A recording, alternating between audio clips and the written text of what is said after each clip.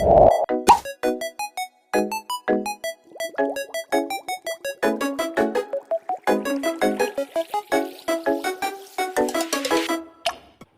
semuanya, perkenalkan nama saya Nisa Nakasa dari kelas 10 SMA S1 Franciscus Xavierus Ruteng.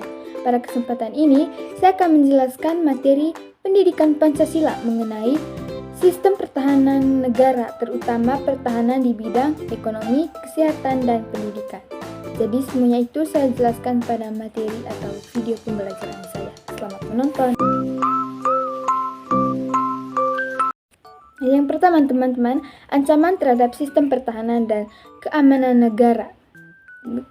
negara Indonesia dapat berasal dari berbagai bidang termasuk kesehatan, ekonomi, dan pendidikan. Jadi, beberapa contoh ancaman dalam masing-masing bidang tersebut. Yang pertama, bidang kesehatan. Contohnya pandemi dan wabah penyakit. Itu penyebaran penyakit menular seperti COVID-19 dapat melemahkan sistem kesehatan nasional, mengurangi produktivitas tenaga kerja, dan menghambat operasional sektor pertahanan maupun adapun penyakit-penyakit lainnya. Yang kedua, kurangnya tenaga medis di wilayah terpencil. Jadi, keterbatasan tenaga medis di daerah perbatasan atau terpencil bisa menjadi celah dalam sistem pertahanan jika terjadi serangan biologis atau bencana kesehatan. Yang berikut adalah bioterorisme, yaitu penyebaran virus atau bakteri berbahaya secara sengaja oleh kelompok tertentu dapat mengganggu stabilitas nasional dan menurunkan daya tahan masyarakat. Yang kedua teman-teman, di bidang ekonomi. Yang pertama itu krisis ekonomi dan inflasi. Jadi kenaikan harga barang pokok dan pelemahan nilai tukar rupiah dapat meningkatkan ketidakstabilan sosial yang berpotensi memicu aksi protes atau kerusuhan. Yang kedua, ketergantungan pada impor pangan dan energi, yaitu ketergantungan yang tinggi terhadap impor dapat melemahkan kedaulatan ekonomi dan menjadi ancaman jika negara pemasok menghentikan pasokan di saat krisis. Yang berikut, pengangguran dan kemiskinan, yaitu tingginya angka pengangguran dapat meningkatkan angka kriminalitas dan radikalisasi yang berpotensi mengancam keamanan nasional. Yang berikut, serangan cyber dan sistem keuangan, yaitu peretasan terhadap bank atau sistem keuangan negara dapat menyebabkan instabilitas ekonomi yang berujung pada gangguan keamanan nasional. Yang ketiga teman-teman, di bidang pendidikan. Yang pertama, rendahnya kualitas pendidikan, yaitu sistem pendidikan yang lemah dapat menghasilkan sumber daya manusia yang tidak siap bersaing secara global sehingga melemahkan daya saing bangsa dalam bidang pertahanan dan keamanan. Yang berikut, radikalisasi dan institusi pendidikan, yaitu penyebaran paham ekstremisme di kalangan pelajar dan mahasiswa dapat menjadi ancaman bagi stabilitas negara jika berkembang menjadi gerakan yang merusak persatuan bangsa. Yang berikut, kurangnya pendidikan bela negara, yaitu minimnya pemahaman generasi muda tentang pertahanan dan keamanan dapat menyebabkan rendahnya rasa nasionalisme dan kesiapan menghadapi ancaman dari dalam maupun luar negeri. Yang berikut, penyebaran hoaks dan propaganda, yaitu informasi palsu yang beredar di lingkungan pendidikan dapat menciptakan perpecahan sosial dan memperlemah ketahanan sosial. Yang berikut teman-teman, bagaimana kita cara mengatasi ancaman di bidang kesehatan, ekonomi, dan pendidikan dalam konteks pertahanan dan keamanan negara. Kita memerlukan pendekatan yang strategis yang melibatkan kebijakan pemerintah, partisipasi masyarakat, dan teknologi. Jadi teman-teman, beberapa langkah yang dapat kita ambil untuk setiap bidang dalam menjaga pertahanan dan keamanan negara. Yang pertama, untuk ancaman di bidang kesehatan. Jadi ancamannya itu ada pandemi, bioterorisme, kurangnya fasilitas kesehatan, dan kekurangan tenaga medis. Dari solusinya, kita bisa meningkatkan sistem kesehatan nasional. yaitu pemerintah harus memastikan infrastruktur kesehatan yang kuat, termasuk rumah sakit, laboratorium, dan tenaga medis yang memadai. Yang berikut, pencegahan bioterorisme. Memperkuat pengawasan terhadap penyakit menular dan potensi serangan biologis melalui kerjasama dengan tenaga internasional. Yang berikut, edukasi kesehatan masyarakat. Kita menggalakkan pola hidup sehat, vaksinasi, dan kesiapan menghadapi wabah. Yang kedua, ancaman di bidang ekonomi. Jadi ancamannya berupa krisis ekonomi, inflasi, pengangguran, ketergantungan pada impor, dan ketimpangan ekonomi. Solusinya kita diversifikasi ekonomi, yaitu mengembangkan sektor industri, pertanian, dan teknologi agar tidak bergantung pada satu sumber ekonomi.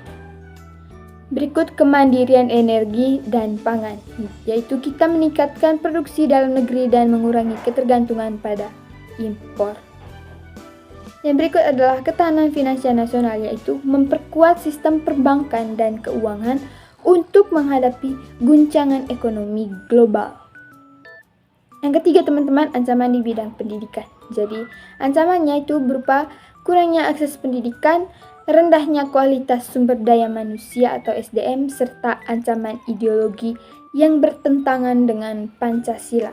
Jadi, solusinya yang dapat kita ambil yaitu pemerataan akses pendidikan, yaitu menyediakan sekolah dan tenaga pengajar yang berkualitas di daerah terpencil atau manapun, serta kita memperkuat pendidikan basis digital. Yang berikut, meningkatkan kurikulum pertahanan negara, yaitu dengan menanamkan nilai kebangsaan, bela negara, dan wawasan kebangsaan sejak dini. Teman-teman, peran sistem pertahanan dan keamanan negara agar strategi kita berhasil. Jadi sistem pertahanan dan keamanan negara itu harus, yang pertama, memperkuat koordinasi lintas sektor antara TNI, Polri, pemerintah, dan masyarakat. Yang kedua, memanfaatkan teknologi untuk mendeteksi dan merespons ancaman yang lebih cepat.